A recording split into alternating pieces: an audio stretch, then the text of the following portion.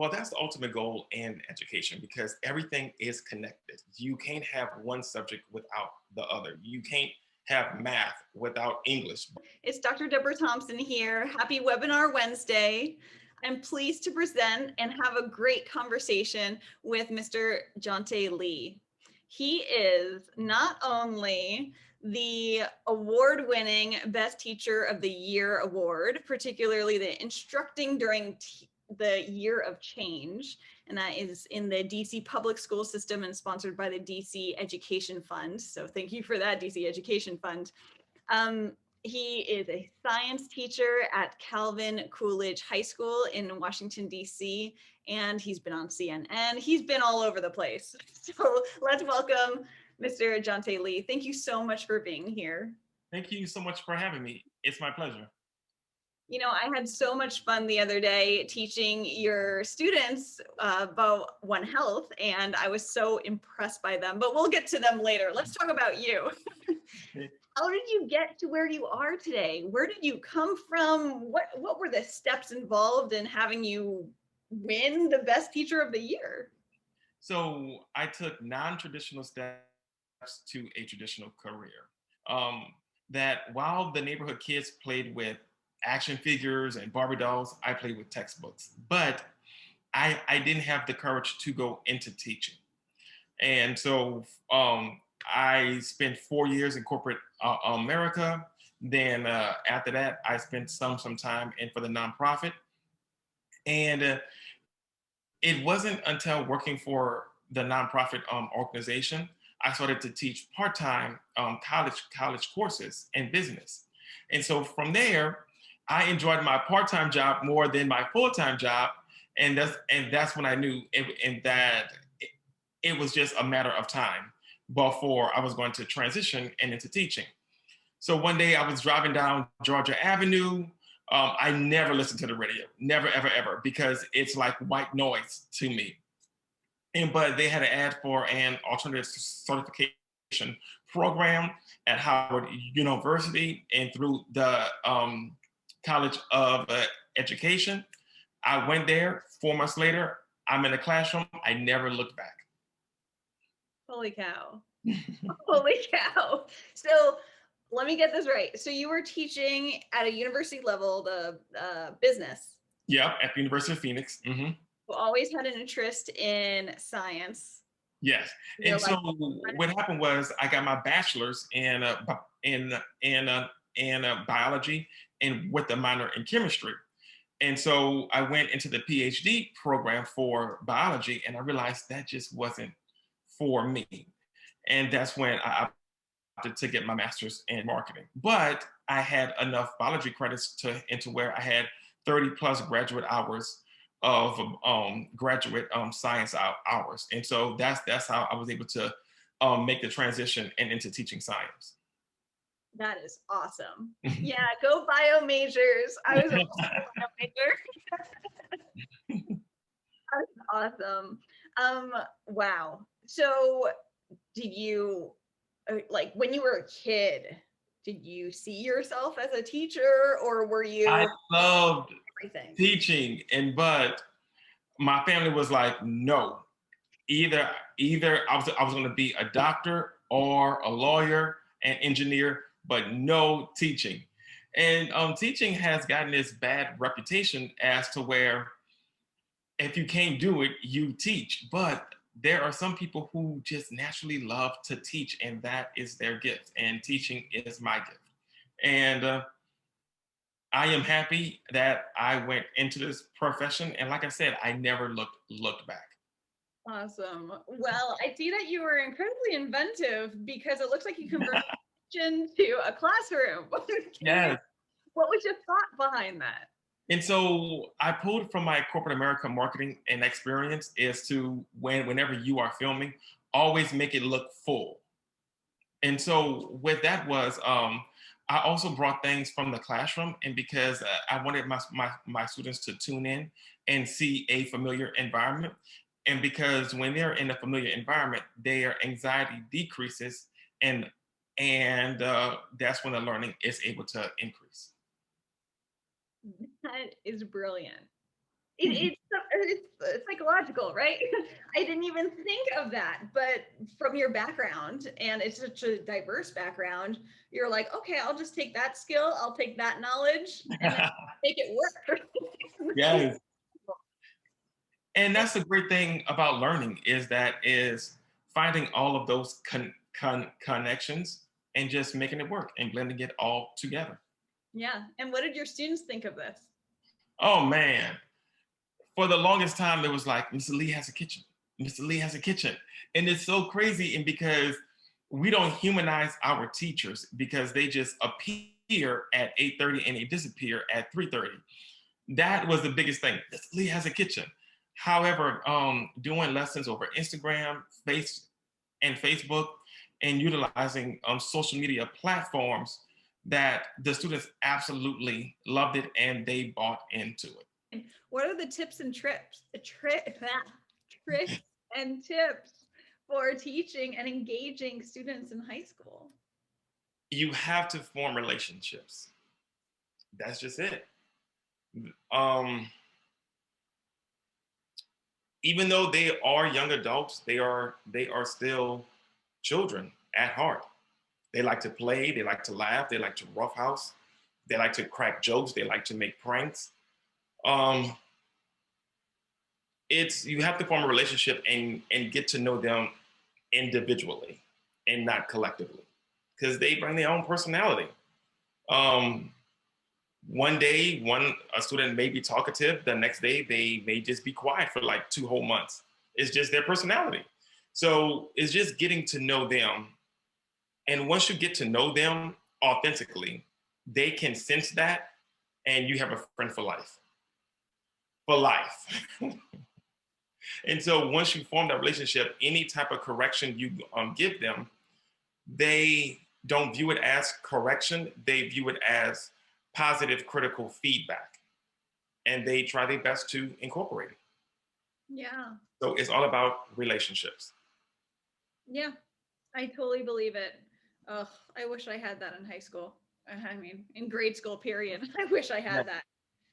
Yes. I, And because students spend at least a minimum of 8 hours at school, and school always should feel as their safe place.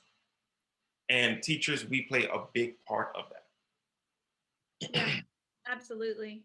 And you mentioned that before, it sounds like you were hopping around to different jobs because ultimately it's not you all always looking for something that was more fulfilling, Fulfilling. Hmm. right? Fulfilling Yes, definitely. word for explaining what a teacher what being a teacher is. That's why I love teaching. I love seeing the growth of students and Love the that. And just pouring into the next generation. And as they learn from me, I learn from them. I learn better ways to be a teacher. So yeah, I love it. It's very fulfilling. two-way street for sure. And when I was with your students, what I really liked is how you were trying to like compete with them and trying to like egg them on.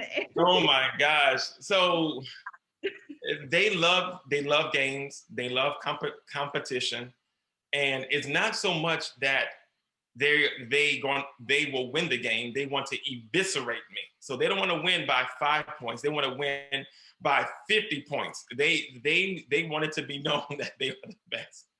And it's funny because when we were in school, I would go downstairs and I play cards with them during lunchtime. And the one game that we play is Connect Four, and I always win, always win. But just one of the few times where I lose, they throw an entire parade in the cafeteria that they won. And I'm like, out of the 99 times that we played, you only won once. And I won the rest. But now, No shame. no shame, no shame. But it's Salt in all that part of it. It's all part of it. And that's what makes teaching a wonderful thing. yeah. Yeah, absolutely. Now, when you were a student, when you were a high school student, did you have a mentor like this No, I or didn't. I did not. Um, when I left my hello, yeah. okay, yeah. Oh, it just something. Yeah. So when I left my last school, is that I left everybody with the message of saying, make sure you pay attention not to the vocal kids, but the ones that are really quiet, the ones that are crying the silent tears, the ones that are screaming the silent screams. Pay attention to everyone. I was that kid that I was extremely quiet. I was the good child, but in the inside, I was not happy. And I didn't have anybody to reach out to me and say, hey, what's going on? And I incorporate that now is to, with my students, is like, how are you feeling today? Anything that we need to talk about? Is there anything I can do to make your life better or to make this a more positive experience? Please just let me know. That's phenomenal. I'm so happy that you're in a position where you can do this and you can inspire the next generation to flourish. That's what's happening. Um, you know, when I was with your kids, it was and of course, just for the non-teachers, when I say kids, I'm talking about the Right. students. But that's what I say about my own students, or back when I was teaching full time in a school, I was, those were my kids. So yeah, when I was with your kids, I had such a fun time. They seem to be quite interested in science. Did they start off like that, or I'm not sure if it's the science they're interested in or they're interested in learning. can you? They love to learn. They ask questions where I'm like, I don't know, but I'm going to find out, or let's find out together. So they love to learn and they really are gravitating towards the chemistry. And I'm like, I'm loving that. And so my kids, they love to learn. Anything that I could do to feed their minds or challenge them, they absolutely love it. Awesome. And maybe to dive into a teaching technique, I was hearing from some interns that sometimes, especially when people are just starting to learn with the Lesson Leaders program that we have with One Health Mhm. Lesson, they put out a question and then the kids are shy because you're a guest at this class. How do you Mhm. get the kids to interact when you're just a visiting person? If you don't have that relationship built in, do you have Yes. advice? Smile. Start off with a smile. Start off with a joke. Get them to laugh. Get them to lower their defenses. And that because from a biological standpoint, animals, which we are territorial. So when somebody comes into our space, we want to check them out first and say, "Who are you?" And so whenever a visitor comes in, you're coming into my classroom. So unless they know the person, unless it's some big celebrity or something, even then that they are shell shock shy because it's like, who are you in our space? So get them to lower their defenses. Take the time to introduce yourself, ask them questions, um, show an interesting graphic. Even though it may not have nothing to do with the presentation, if you're doing veterinary and medicine, show them that you are operating or you are treating an animal or give an interesting fact about three animals. Ask them, hey, do you have any questions about animals? So it's just taking those few moments to slow down, to speed up later on. It absolutely works. Yeah, I love that answer. I love that answer. I think just tearing down that barrier. And Yeah, sure, I'm a stranger a minute ago, but now you know how I was when I was your age at 15, because I just shared a story with you. right. It makes you more relatable. And I feel like if you become more relatable, then your message becomes more relatable. Most definitely, and because we can't address the content until we address the emotional piece of it. So if our students are comfortable, that means they are ready and willing to learn. But if they have their defenses up, it's not going to happen because they're so focused on keeping their walls up that learning is not going to occur. Right. And there are a lot of walls being built because of COVID. I mean, forget about the life of a teenager. Oh my gosh. Right? It's But crazy. then this on top of, I cannot go through that again. I cannot. You cannot pay me enough to turn back the hands of time. No, thank you. And then with COVID too, and we are seeing. Well, I mean, it's just been a year of uncertainty. I compare it to learning to drive the car while we're driving, going 80 miles down the highway, Yeah. and we're learning to fix the car as it is breaking down. This was a year of change. It really was. It really Mm. was. And thank goodness that the students have you in their lives to keep the steering wheel on the car while everything else is flying off. Yes. And sometimes they help me keep the steering wheel in on the car because whenever you're working with children, they give you a gift. And the greatest gift they can give you is their trust. And you don't want to do anything to violate that because once you violate that, you will never get them back. So is and that keeps me grounded and that keeps my steering wheel in on the car is they are trusting me to be the best that I can be for them. Yeah. Yeah. Yeah. There's so much in that statement. There's so much there. Um, so going into One Health, you come from you teach about science in all different sciences, right? Not Mm-hmm. just chemistry, you do it all, right? Mm-hmm. So, and I imagine because One Health is not really spoken about, that it was a fairly newer concept to, well, everybody involved. And thanks so much for having a lot of other colleagues of yours at Calvin Coolidge High School have us come and visit all of the different grades and levels. I thought that was incredible. What was the feedback from your colleagues? What did you think? And what did the students? Absolutely loved it. One of my teachers that she was out and because she was dealing with a personal family matter, and she texted me during the presentation, "Thank you so much for bringing this group to my class." And and that because even though she's out, she still logs in and she hovers just to make sure everything is going well. She's like, "This is a great presentation." I mean, the way One Health explained viral mutations was just amazing. That was absolutely amazing. And I don't know, I mean, One Health, you got Brian to turn on his camera, and he has never done that before. That was his first time turning on his camera to play the game. So this was just absolutely amazing. And to make the connection between the environment to our health, and they didn't, and my kids didn't realize how birds play a part in repopulation of the forest.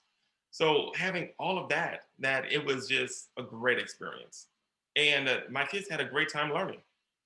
That's awesome. I'm so happy to hear that they're remembering this because this happened a few weeks ago. And so if the kids are still talking about They this, still they still are talking about it. that's really wonderful. So in the future, going forward, since you cover all of these different science classes, Mhm. do you see ways to uh, kind of like tie in uh, science with sociology, like biology with sociology? And is there more potential for connection and delivering this comprehensive, Yes, holistic? that is, well, that's the ultimate goal in education because everything is connected. You can't have one subject without the other. You can't have math without English, and believe it or not, and really and truly, as a personal story, I didn't use calculus until I took English composition 101 in college. That's when I used my calculus, and I was like, oh, cool. I didn't use geometry until I took physics, two separate subjects. And I use more of my sociology and biology to understand how animals move and their mating patterns and things like that. So everything is connected.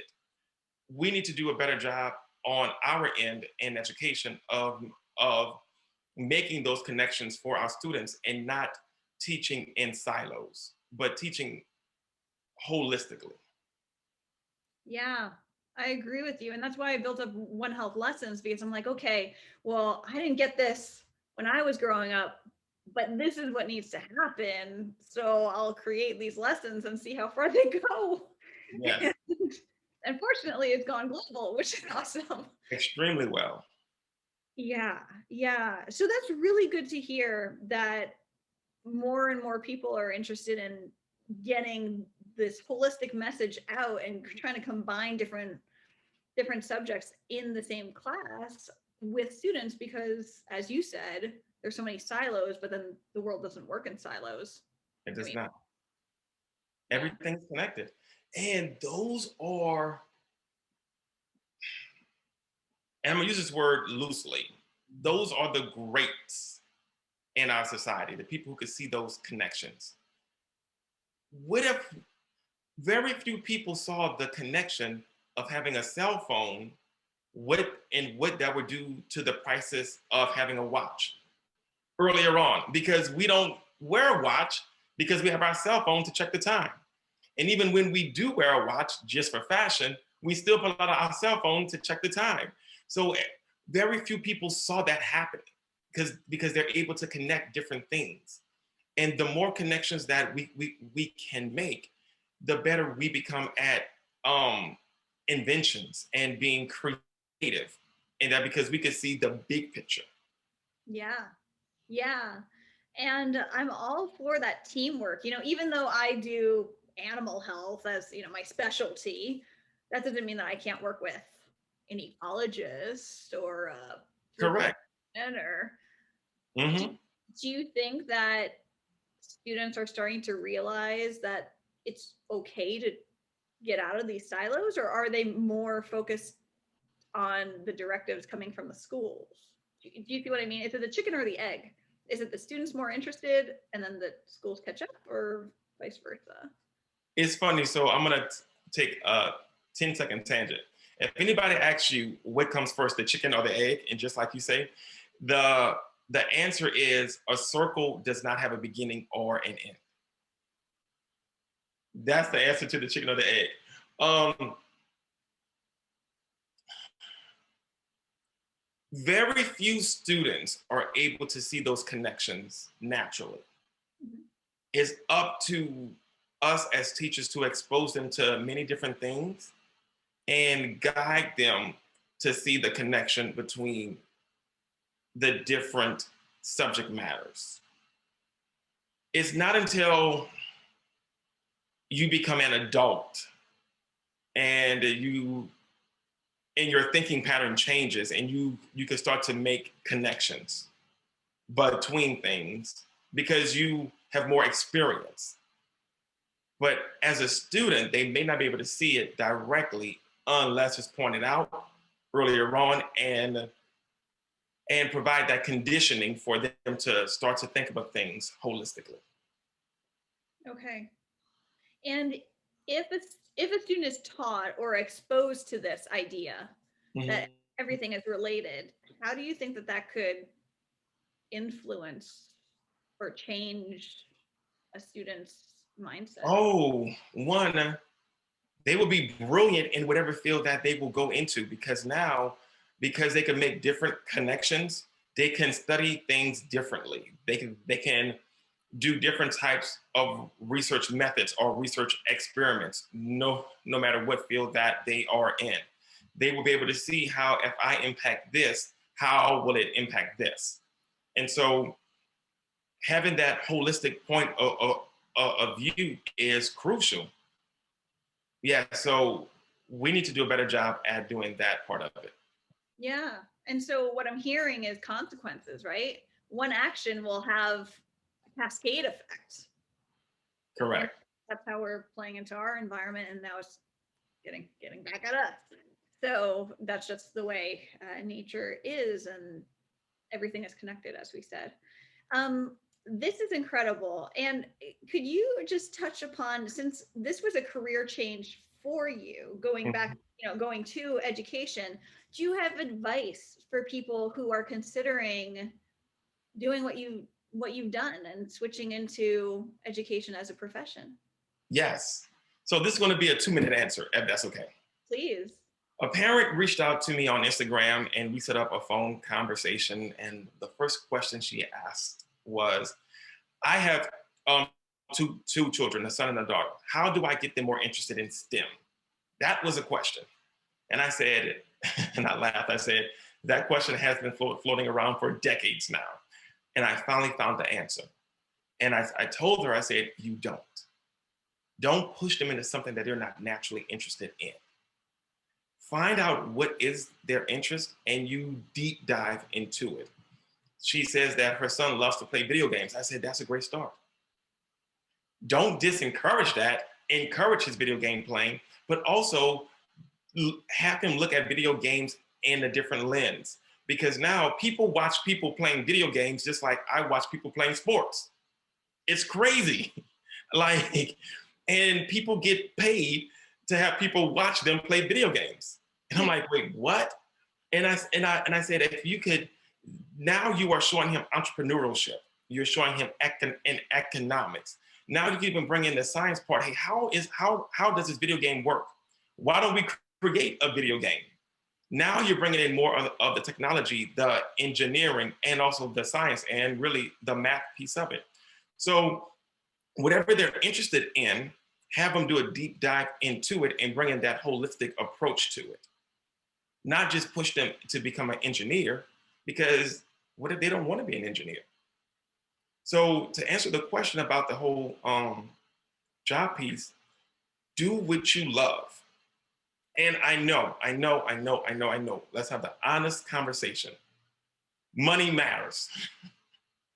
It does. We have to eat, we have bills to pay. But trust me, I tell you, the money does come when you step into your passion. The money does come. And you don't view it as work. You view it as a joy. And it's that passion and that joy will get you through the rough moments, because every job you are going to have those rough moments like, oh my gosh, what am I doing? But it's that joy that's going to provide the energy to push forward. So just do what you love. It may be scary, but do what you love. Yep. I think that was the right answer for that parent, even though it was hard to receive. Oh, it was. They wanted to hear. She was like, wait, what? And I said, do not push them into something that they don't want to do. Yeah. Were you pushed into anything in particular? My parents did threaten to cut me off if I was to become an education major. And so I did push the button, and I was an education major for a semester, and then I switched back because they were serious. I wasn't pushed into something, but I thought I was being pushed out of something. And I ultimately became an educator, and it has been the best career move of my life. It really changes your quality of life, right? It does. What you're doing. It honestly does. And because I'm happy now that working in corporate America, oh my gosh, I hated it. I hated every scene. I mean, there were moments where I was happy, but it was just temporary, quickly fading. And I didn't feel fulfilled. I didn't feel that I had a purpose. And the nonprofit, even though we were doing a great work with our mission statement, I just didn't feel I had a purpose. I didn't feel I had a profession. I didn't feel I had a career. It wasn't until I became a teacher. Yeah. And I'm happy. I really am happy. That's great. That's fantastic to hear, because that means that there's longevity. That's Yes. really important. That's really important. So just to finish up, have you had students come back to you after you haven't seen them for a while? Mm-hmm. Any good stories that you want to share? Oh my gosh, Dad. I am the teacher. I am rigorous. I assign a lot of work. I am tough. I'm fair. And they come back and say, you prepared me for college. Thank you. And I even had it where seniors who are graduating, who are scraping together all of the credits that they can get to graduate. They said, if I had you first, I wouldn't be in the situation now, because I would have taken things more seriously. And they do come back. And when all of this went viral, I saw some of my students post on Instagram account. It was like, yeah, I remember him. He was like this. And I'm glad to see that he's still teaching. That meant the world to me. Wow. That meant everything to me. Wow. Oh, I just got chills. And I know that you were recently on CNN. Yes, What was, yes. can you explain CNN to our viewers? wrote an article about me, and that's the one thing I want to tell your viewers. If I'm able to give some career advice here, Please. one, make sure your social media is clean. One, okay. We live in a day and age where we want to post everything. Do not post everything. That's number one. Number two, respond to all messages. Mm. Respond to all messages. Do not leave messages lingering. And I know that I'm guilty of it at times where I would read an email and say, I'm going to get back to it. And then I just keep putting it off and off and off. And then before you know it, one day turned into 2 months. So respond to all messages. That's how a lot of the news organizations and media, they get in contact with me is through social media. And they will post something as a reply to something that I wrote, or they'll send me a direct message. And I clean my inbox daily. And I respond to all messages. And this is how they contact me. So respond to everything. And that even go through your spam box, because sometimes messages accidentally get placed inside of your spam box. So look at everything. Don't miss anything. And so with CNN, they reached out to me, I want to say around midnight, and it was 3 a.m. I was rolling over, I was starting to wake up, and I got the message. I was like, CNN. And so the reporter said, I am writing a piece about you. And I'm like, well, then let's get to talking. And so we set up a phone interview 12 hours later. And then 3 days later, it was on the website. Incredible. Yeah. Incredible. So answer those messages and Answer keep your messages. social media clean, everybody. Yes. And go into your passion. Whatever you're passionate about, that's what you should pursue. And don't be afraid to change passions. Yeah. Yeah. There's a quote that my family has embraced. It's follow your bliss. Yeah. Yeah. Joseph Campbell said All that. of your bliss. Follow your bliss. Yeah. Yeah. This has been a joy. Thank you so much for Thank having you this for having me. conversation. I've been looking forward to this. And can you share your social media? What's the best way for our followers to follow you? Yeah, so Instagram, Twitter, it is my first name, Jonté, Jonte, my middle initial R, and my last name Lee, Lee, all one word, Jonté R. Lee. And look me up, and that if you want a thought partner or you have a scientific question that I can answer, I don't know everything. I would be more than happy to help with that. I think that's incredible. Thank you again, Mr. Lee. This has been an absolute pleasure. Yes, thank you for having me. Great conversation. Of course. Onwards and upwards, everybody. See you next time.